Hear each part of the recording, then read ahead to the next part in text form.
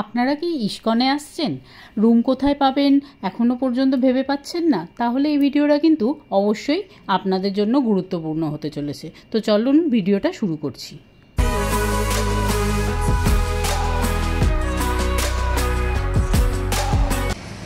Hello everyone, আমি Suparna, Indian blogger Suparna চ্যানেলে তোমাদের অনেক অনেক ওয়েলকাম।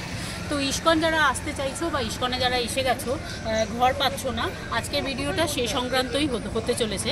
তো আজকের এই ইস্কনের কোন ভবনের কি ভাড়া, কোন ভবন বা কোথায় কি রিজনেবল প্রাইসে তোমরা ঘর পাবে সেই নিয়েই এই ভিডিওটা করতে চলেছি। তো ভিডিওটা শুরু করছি, অবশ্যই সাথে থাকো, পাশে থাকো। ভামসি ভবন, এখানে রুম ভাড়াটা দিই।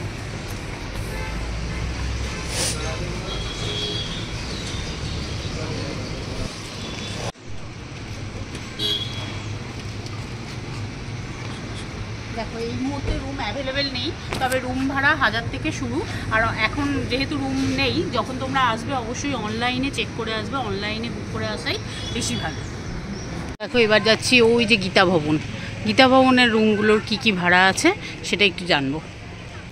চলো, এই হলো গীতা ভবনে এসে গেছি। গীতা ভবনের রুমগুলোর ভাড়া জেনে আসি।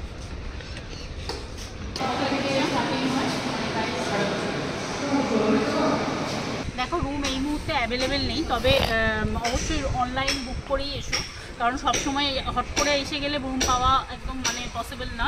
তো এখানে রুম ভাড়া যা জিজ্ঞাসা করলাম, শুরু কিন্তু 550 থেকে। তো আমার মনে হলো বেশ রিজনেবল।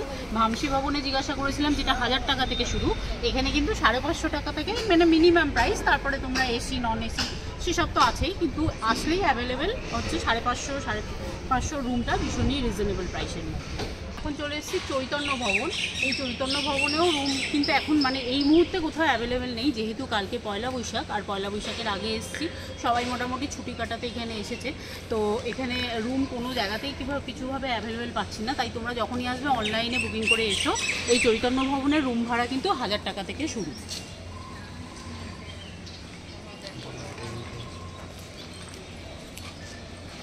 এটা হলো এন্ট্রান্স। দেখো, গদা ভবনে এই জায়গাটা কিন্তু বেশ ছিল না, এখন কিন্তু করেছে, খুব সুন্দর লাগছে। আর এখানে গদা ভবনে এখন সকালবেলা চলে এসেছি।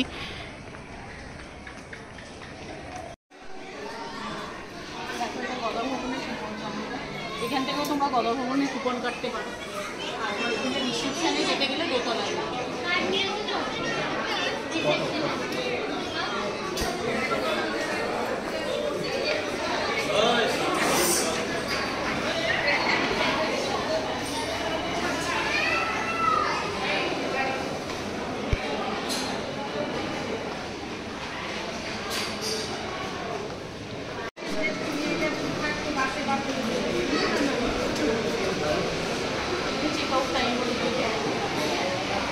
চেক আউট টাইম সকাল 9টা।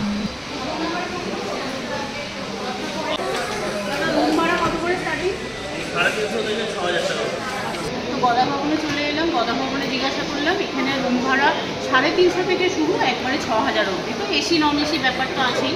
এখন কিন্তু রুম অ্যাভেলেবেল নেই, সেটা তো তোমাদের বললামই। তো এখানে কিন্তু রুম ভাড়া 350 থেকে শুরু।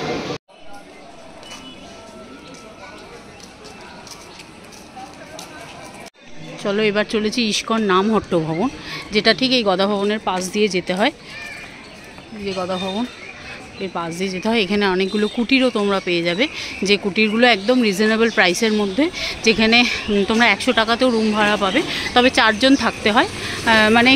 কীভাবে কত কম খরচের মধ্যে তোমরা ইস্কনে থাকতে পারবে, এমনকি ফ্রিতে খাবারও ব্যবস্থা আছে। সেই জায়গাটাতেও গেলে তোমরা একদম সারাদিন ফ্রিতে খাবার পেয়ে যাবে, লাঞ্চ ডিনার। তো সেখানে গিয়েও তোমরা যদি খাও, তো অবশ্যই পুরো ট্যুরটা কিন্তু ভীষণ কম টাকার মধ্যে তোমরা করতে পারবে। যেমন এই গৌরনিতাই ধর্মশালা, দেখো, চলো এখানে যাই। গৌরনিতাই ধর্মশালা, দাদা এখানে জেনে।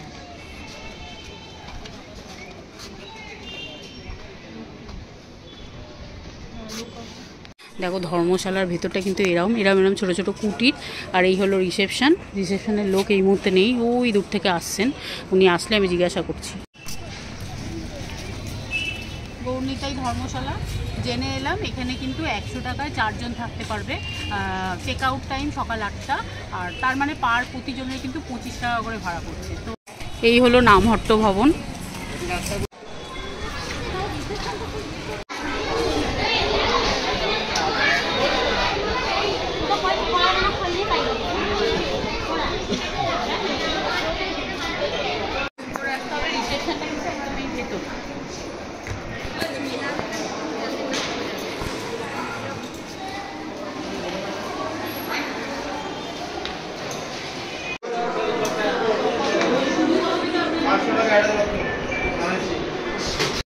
এখানে নামহট্ট ভবনে জিজ্ঞাসা করলাম, এখানে 800 টাকা থেকে ঘর পেয়ে যাবে, যেটা চেক আউট টাইম কিন্তু সকাল 11টায় চেক আউট হয়ে যাবে। তো তারপর তোমরা রুম পেয়ে যাবে বলছে এখন অ্যাভেলেবেল, কিন্তু তবুও তোমরা অনলাইনে বুক করেই এসো। আর এসি, এটা কিন্তু নন এসি 800 টাকা, আর এতে কিন্তু মানে অ্যাটাচ বাথরুম আছে। চক্রভবন রিসেপশনে, তো চক্রভবনের এই যে রুমগুলো আছে তোমাদের দেখিয়ে দেবো। তো এটার কত কী ভাড়া সেটা জেনে আসি।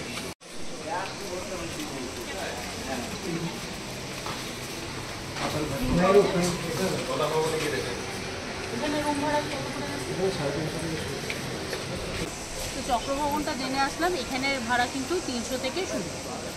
দেখো ওই গৌরাঙ্গ কুটিরে যাবো এখন। দেখো চলে এসেছি গৌরাঙ্গ কুটিরে।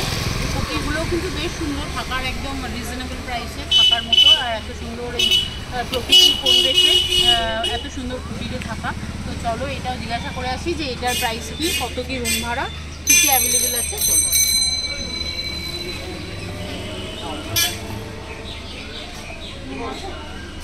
দেখো গৌরাঙ্গ কুটিরে কিন্তু একদম সেই গৌরনীতাই ধর্মশালার মতোই এর রুম প্রাইস। এখানেও 100 টাকায় 4 জন থাকা যায় আর 200 টাকায় 2 জন। তো এটাতে কিন্তু রুম অ্যাভেলেবেল আছে, একদম প্রাকৃতিক সুন্দর পরিবেশে কম রিজনেবল প্রাইসের মধ্যে। শুধু বাথরুমটা কমন পাওয়া যায় এই যা।